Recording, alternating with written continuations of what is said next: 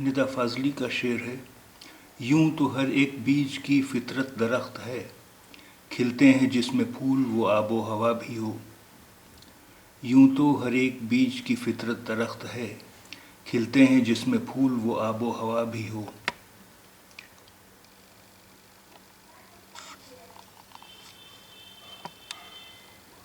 यूं तो हर एक बीज की फितरत दरख्त है, खिलते हैं जिसमें फूल वो आबो हवा भी हो।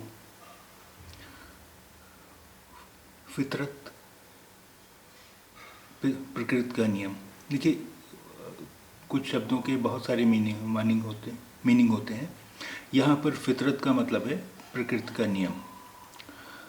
यूं तो हर एक बीज की फितरत दरख्त है, खिलते हैं जिसमें फूल वो आबो हवा भी हो। आबो हवा जलवायु, आबो हवा जलवायु। यूं तो हर एक बीज की फितरत दरख्त है, खिलते हैं जिसमें फूल वो आबो हवा भी हो। यूं तो हर एक बीज की फितरत दरख्त है, खिलते हैं जिसमें फूल वो आबो हवा भी हो।